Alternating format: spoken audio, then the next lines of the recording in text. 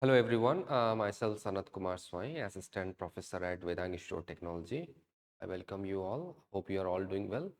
Um, in the previous class, we have discussed about various leadership styles.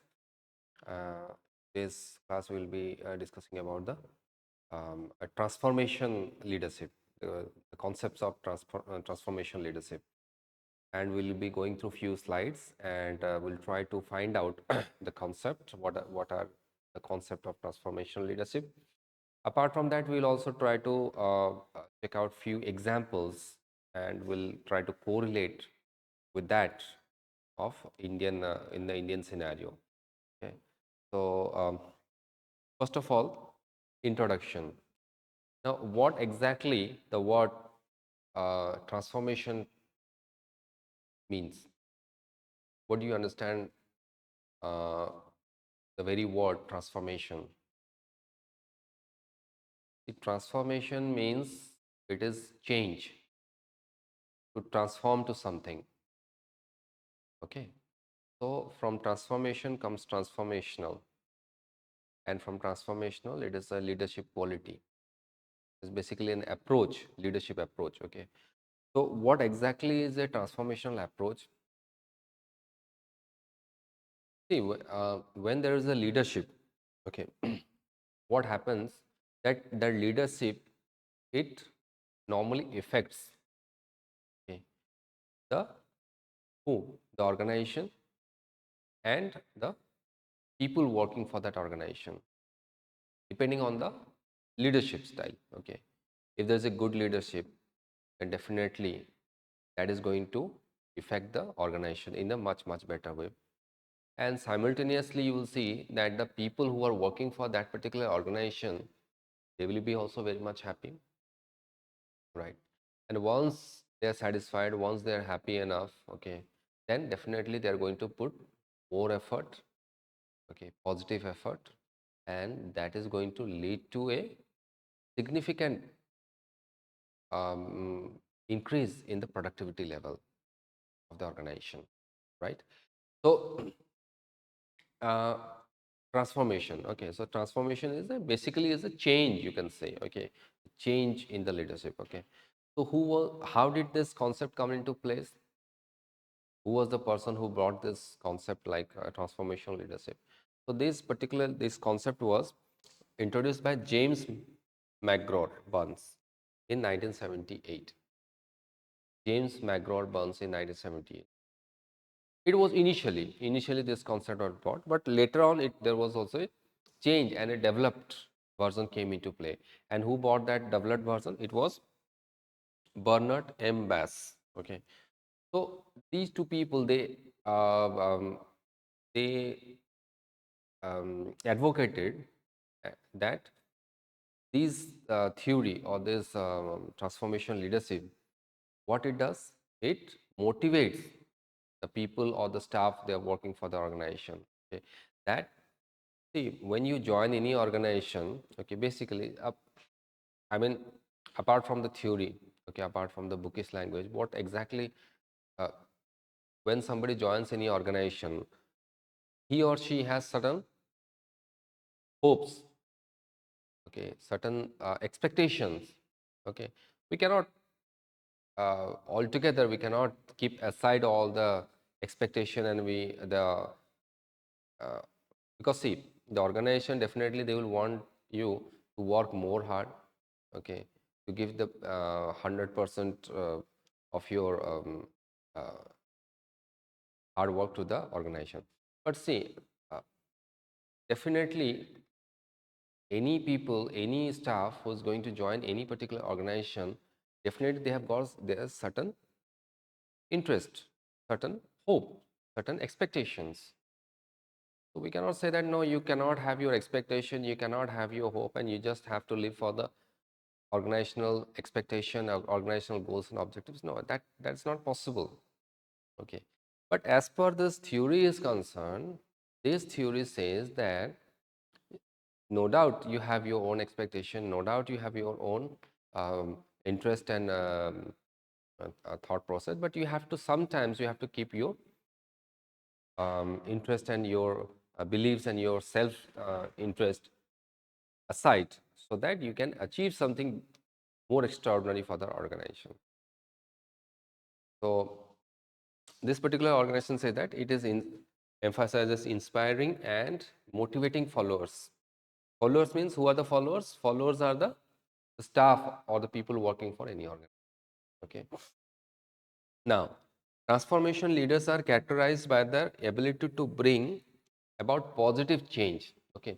So the leadership, the leaders um, um, who are uh, practicing, or who can be termed as a transformational leader, what ability what characteristic they have, they try to bring about a positive change in the organization. Okay. Next, innovation. You'll see most of the organization, they die. Okay. Why do they die? They don't come up with the innovative ideas. Okay. That is one of the important aspect for any organization to keep afloat in the current business scenario of any society. It's not about Indian society, but you can see that can be termed for any kind of society. So you have to have the innovative ideas for any organization to grow. Okay. Next is development within an organization. So that can be various kinds of development, not only staff development, but there can be overall holistic development has to be taken, should take place, so that the organization can grow. So these are the few qualities, or you can say characteristic of the leaders who are following the transformational leadership. Okay. Next slide. Overview of transformational leadership. Now, what do you mean by overview? Overall, okay. What exactly is transformational leadership is all about? Okay. So as in the previous slide, we have discussed that in this kind, the leaders, they focus on empowering and inspiring followers. Okay. So what they do, they try to focus on how the staff can be empowered, how the staff can be inspired. Okay. See, without inspiration, without empowerment, there cannot be any kind of meaningful change. Okay. Any kind of positive change. But now, one more question I would like to ask: how you are going to empower your staff? How you are going to inspire your staff? Just by talking? Huh? No. See, there may be a lot of staff, they may inspire through your talks.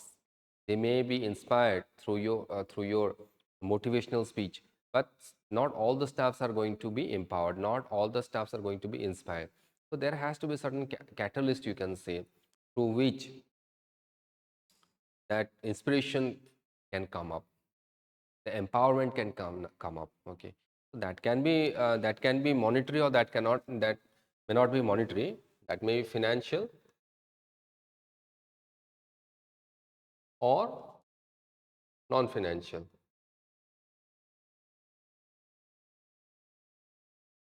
It depends. So how you are going to motivate your staff, that is more important. Okay.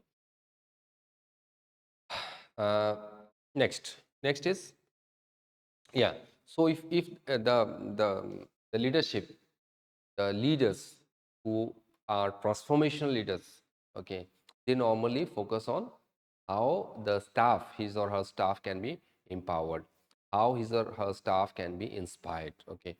Then only there will be any kind of meaningful change, or there can be any kind of positive change. And they also expect, these kinds of leadership, they expect that you have to keep aside your own expectation. Okay. Well, I personally believe that, see, it is not always possible that you have to keep your expectations aside.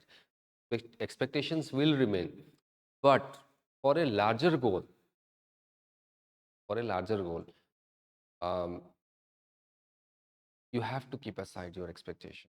See, for example, you have built a house. Okay.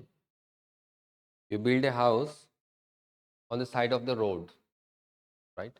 And now the road has to be expanded. Okay. What are you gonna do? You have, this is your house.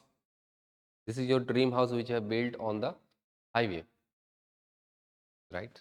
And the government wants to expand the road. So for the larger goal, no doubt that is your dream house that you have built it with much, um, um, I mean, lot of time has been taken, a lot of money you have spent for that particular house, for your dream house. But for the larger goal, you have to abandon it.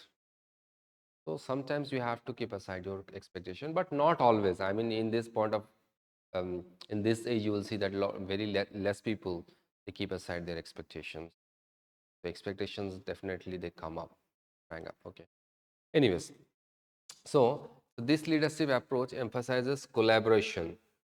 Okay, collaboration. What do you mean by collaboration? To collaborate with the staff, with the management. Okay, with everybody. There should be a positive collaboration.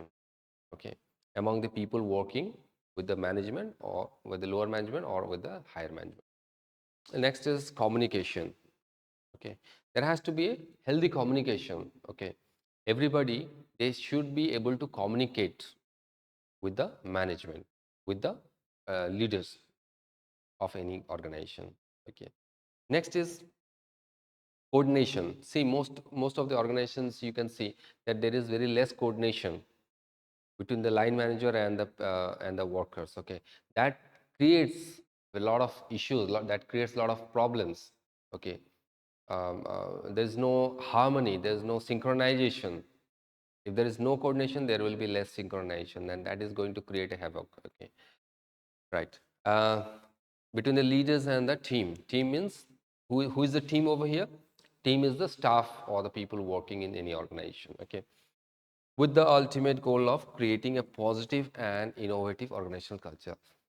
So these days you will see that a lot of companies, a lot of organizations, that they're trying to be, they're trying to create a positive atmosphere within their organization. They're trying to create a innovative organizational culture. Okay, what do you mean by innovative organizational culture?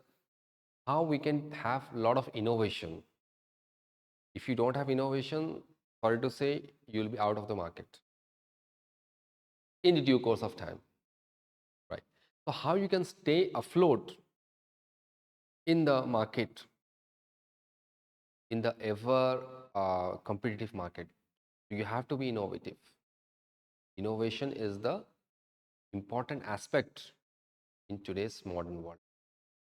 So uh, yes, so these are the approaches, I mean, emphasizes like collaboration, communication and coordinations, okay, with the team and the leaders. Okay, next, core components of transformational leadership. Now, what are the core components? Okay, there may be a lot of other components, but we are focusing on the core component particularly. Okay, so the first one is idealized influence. Okay, what do you mean by idealized influence? What exactly is the idealized influence? What do you mean by ideal? See, everybody has an idol. Okay, people, they keep their idol. They want to become like them. They want to work like them. They want to treat the same path as their idols have walked through. Okay, so from whom you are a lot of I mean, where there is a lot of influence, you're influenced by your idols. Okay, so idealized influence means there are leaders.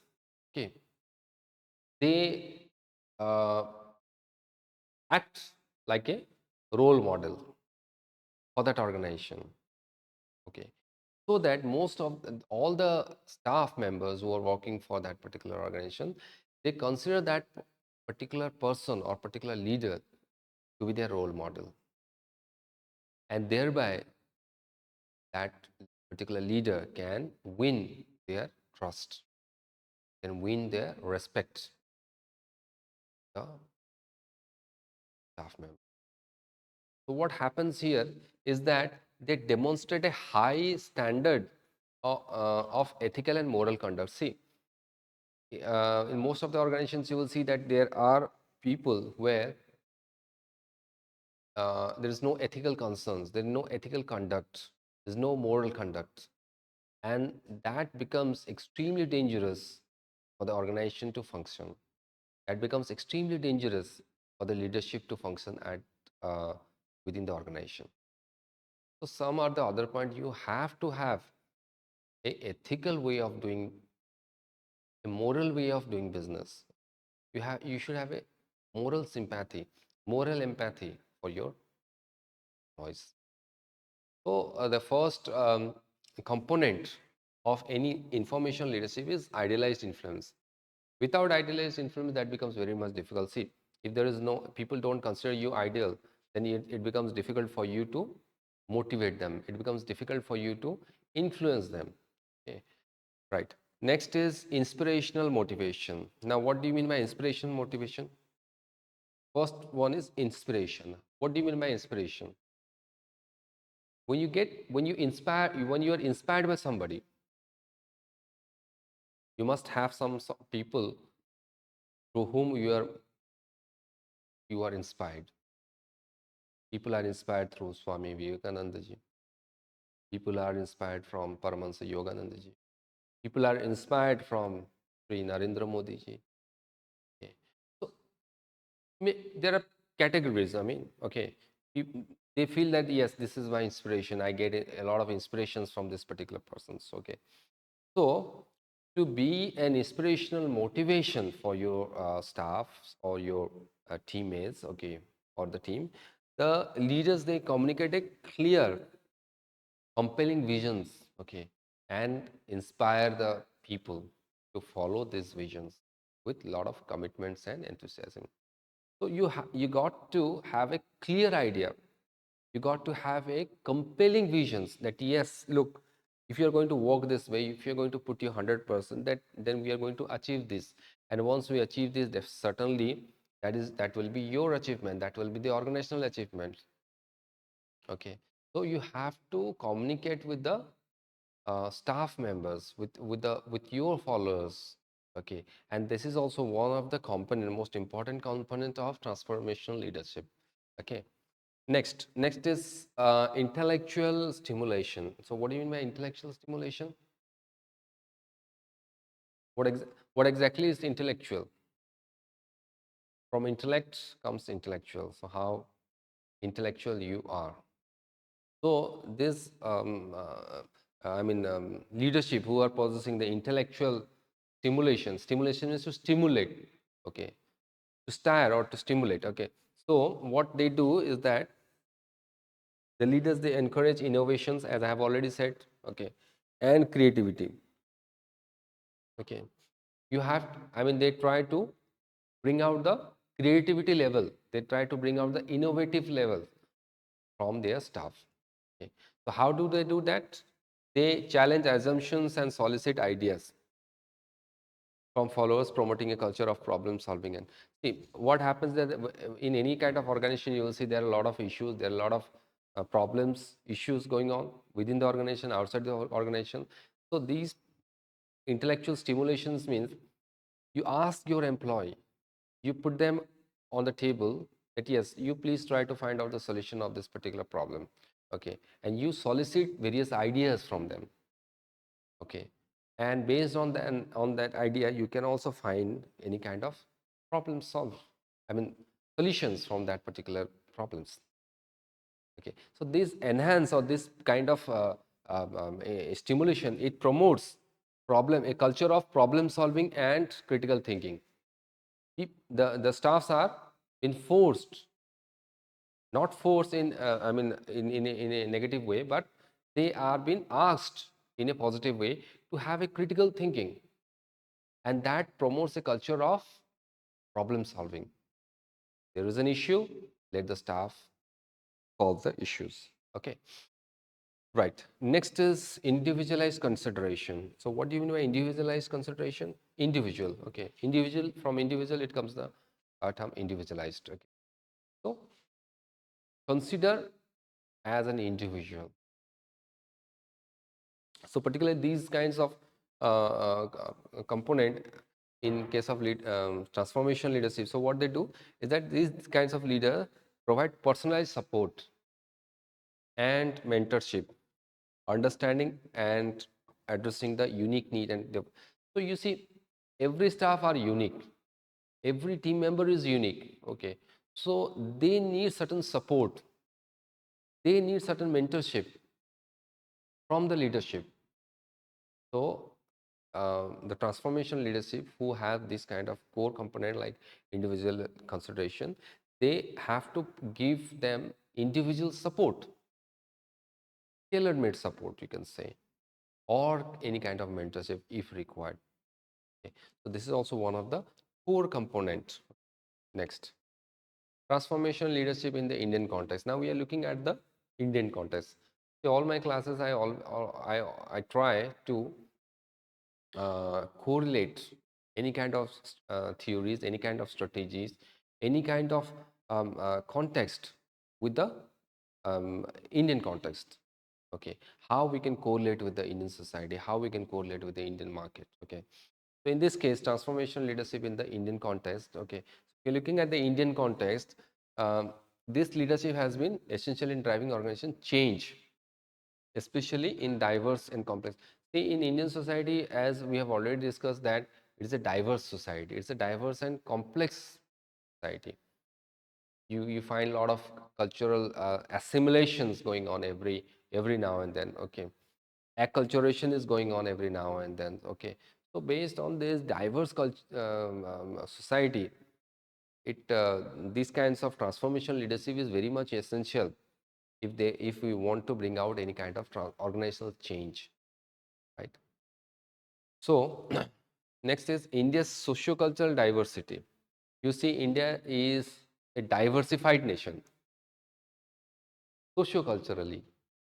Yes, lot of languages, lot of cultures. Okay, lot of socio-economic, socio-cultural diversity. Okay, and at present you will see that India is one of the most fastest growing economy also. So we have our own unique set of challenges. Okay, not only challenges, we have our opportunities as well. So how we can better tap those opportunities, and how we can better uh, um, um, I mean the challenges, how we can um, reduce the challenges, and how we can overcome those challenges. So that becomes a uh, that actually becomes a challenge for this transformation leaders. So basically, this transformation leadership um, can help out the leaders in the Indian society, um, who are working for the um, who are working in the Indian society basically. See, um, there are a lot of multinational companies working for the Indian societies. Okay, so the diversity, the socio-cultural diversity, the socio-economic diversity, it definitely it presents a set of challenges for these organizations. Okay, how they can overcome those challenges. Okay, but it also poses a opportunities for them, for these kinds of transformation leaders as well. Okay, next, benefits of transformation leadership in India. So what kind of benefits we are going to gain out of this transformation leadership? Is there any benefit? Okay, so what happens is that if we have a transformation leadership for any organization, so what exactly that this kind of leadership they do, they, you see, if these kinds of leadership is being followed in any organization, then automatically you will see that people are giving, the staffs are giving their best. Okay, they are giving their 100%. So once the staff is giving his or her 100%, so what happened then? There is an increased level of productivity. The productivity level goes up. Next, enhanced innovation. There may be a lot of innovations, a lot of innovative ideas comes into play. Okay, and next is improved employee retention. See, people normally don't want to leave an organization, but they have been compelled to do so. They have been forced to do so. Who wants to move and change in the organization, who has been adapted to that organization for a pretty long period of time? But we have been forced to. Okay, and here if we find any kind of transformation leadership working in that particular organization, then we normally don't want to move from that organization. So employee retention becomes an eh, improved employee retention. We can say that the employees, they don't really move out of the organization so easily. Okay, and the creation of a positive organizational culture.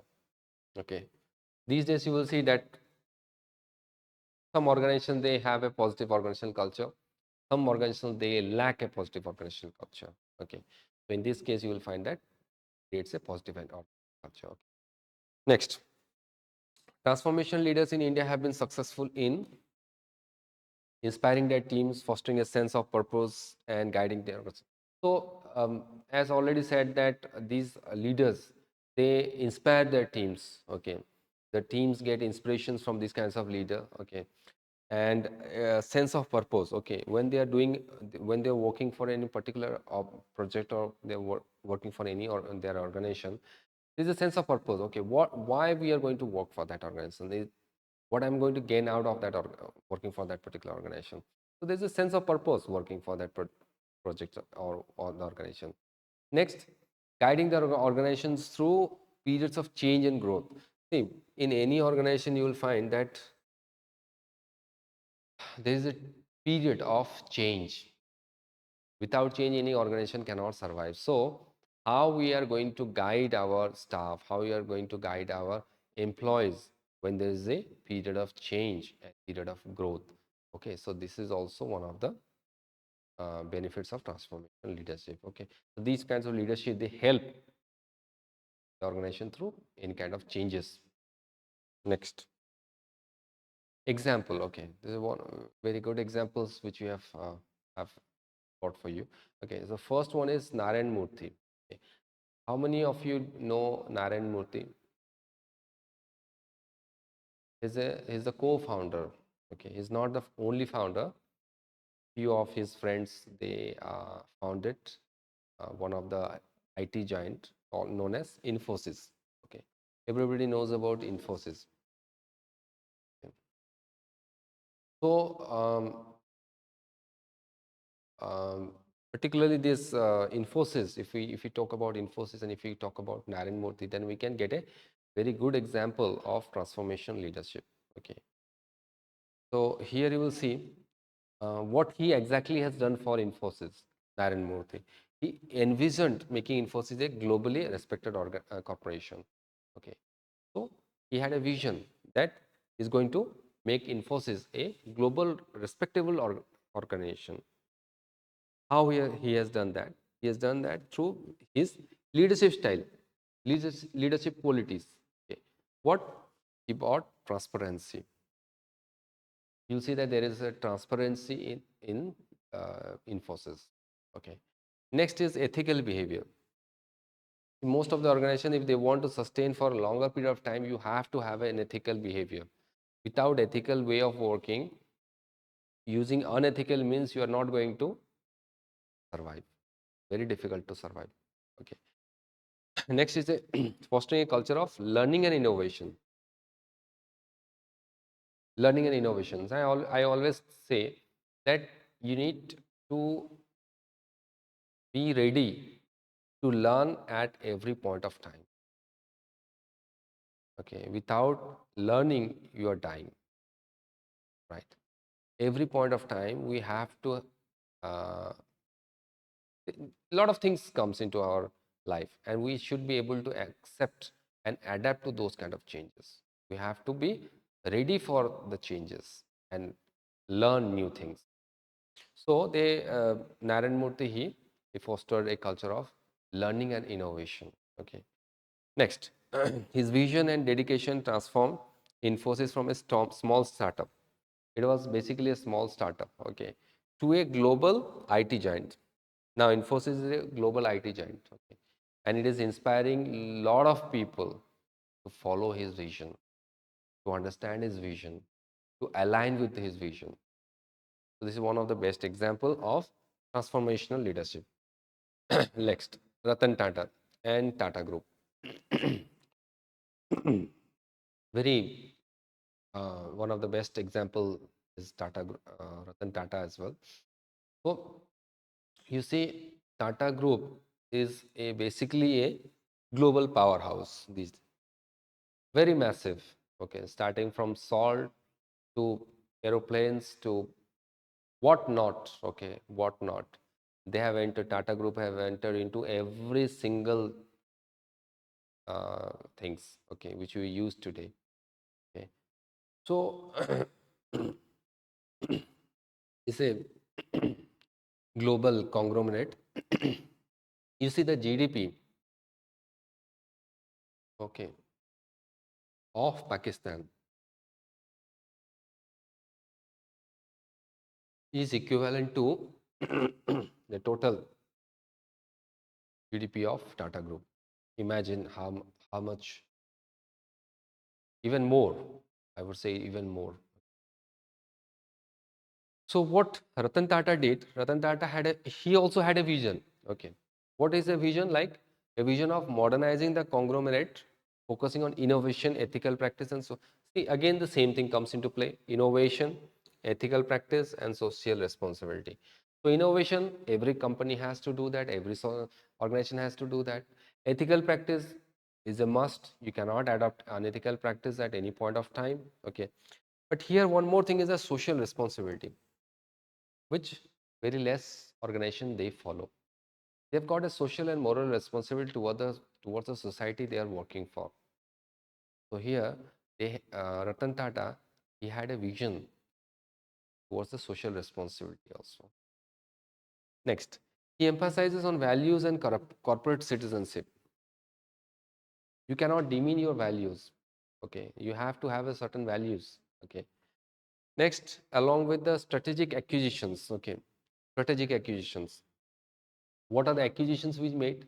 He acquired Jaguars, he acquired Land Rover, he acquired Cora Steel. Okay, so these are like multinational companies which has been acquired by Ratan Tata. So that made the group's foothold as a global company, right?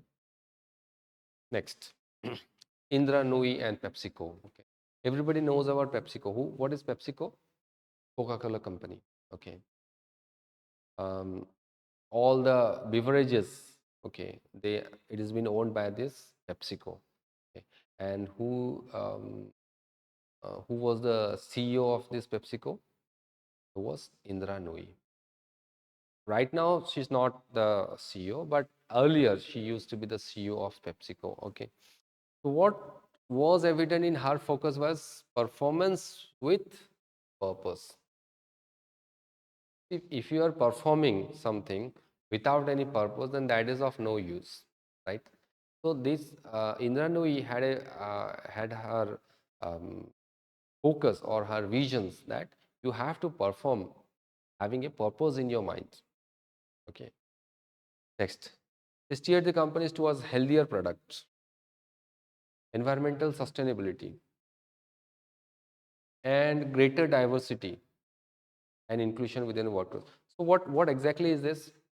First thing is that whatever products, because that's a beverage product, so whatever products has been produced by PepsiCo, that has to be healthier products. Okay, he Indra Nui, he steered the company to manufacture various kinds of healthy product. Okay, next is environmental sustainability. How you can have a sustainability, environmental sustainability has to be undertaken in her company. Next is greater diversity. A lot of diversity has to be followed in the company. Okay. And that should be included in the workforce. So these were the, visions of her um, while working for PepsiCo. Okay. Moreover, her leadership also brought substantial changes, various kinds of changes in the corporate strategy and culture. Okay. Corporate strategy and culture. Whatever the corporate strategy they used to have, it's brought a lot of changes. Okay, how? Aligning the organizations with evolving consumer preference and societal expectations. Okay, so what exactly the society wants, what exactly the consumer wants from the company, so you have to act accordingly. It's not like you produce a product and the company and the consumers, they are not happy about it, or the society is not happy about it. So it becomes very difficult for you to sustain. Okay, so you have to understand the consumers preference, and accordingly you have to evolve around it. Okay. Next, Kiran Majumdar, Shaw and Bicon. So they also have a, like Kiran Majumdar Shaw, who is the founder of Biocon. Okay, so she also had followed the transformation leadership in this biotech industry. So what was her vision? To affordable healthcare. See, this was her most important vision, that it should be affordable to the mass. Okay. When you don't have an affordability in the healthcare, then that becomes difficult for those pharmaceutical companies to survive. That should be affordable to the consumers. Okay. Now, next is, she had a commitment to research. Okay. Now, right now, you see that India is the pharmacy capital of the world. There's a lot of um, um, um, um, biotechnology industries or pharmaceutical industries. They are based in India, and they are producing very cheap pharmaceutical products. So, her commitment to research, development, and social responsibility driven Bicon growth and positively. So, you see that when you are committed to research, when you are committed to bring out the best products through various kinds of R&D, research and development, and definitely that is going to impact your company not only at the national level but also at the global level. Okay. So yeah, next. Okay. So with this, we have come to the end of the slide. Okay. So I believe you all have understood what exactly is transformational behavior leadership is all about. Okay. So what we have learned so far, we'll just recapitulate. Okay. So a transformation leadership plays a crucial role in shaping organizational behavior and achieving sustainable success. So this is a very important role which has been played by the transformational leadership in the organizational behavior particularly. Okay, how we can achieve sustainable success. Next, by inspiring and motivating. Okay, the followers. Followers here means you think about staff. Okay, staffs or employees. Why I have used the word follower? Because when there is a leader, okay, the people who follow them are known as followers. Okay, so that's why I have used the words follower. But normally you can use it as a staff or employees. Okay, so by inspiring and motivating these staff and employees, encouraging information, innovation, and fostering a support environment, transformational leaders can drive positive change. So if you want to have any kind of positive change, then you have to have a wow. You can you need to support, or you need to encourage the innovative ideas. You need to foster a supportive environment in your organization. Okay, and this transformation leadership can only bring a change, a positive change in this field. Okay. Next, in the Indian context, leaders like, as we have said, these are the leaders who have brought a change, or who have brought a impact in the leadership, transformation leadership. Okay. Next, their ability to articulate a clear vision. See, all of the leaders which we have talked previously, they are having a clear vision of what they want to do. Okay, in the future, and accordingly, they have led the company successful, and they have made tremendous progress. Okay. Next, transformation leadership is thus indispensable. Definitely, in today's world, you will see that it is not dispensable; it is indispensable. Okay, and moreover, when we find that our society is a dynamic and complex organizational okay, then definitely its transformation leadership becomes definitely indispensable. Okay, in through transformation leadership, what we can do is that we can navigate challenges. See, certain challenges will definitely come when we are working in any landscape. so we can navigate those challenges. Okay, we can seize any kind of opportunities which comes into our hand. Okay, and achieve sustained growth and excellence in the years to come. Okay, so I believe we have covered all the aspects of transformation leadership. um, I hope you are able to understand. Okay. And if still you are unable to understand, please jot down your doubt, and you can text me, or you can put a comments on the comment section, and we'll be more than happy to clear off your doubt. Okay, thank you very much for your time. Have a good day.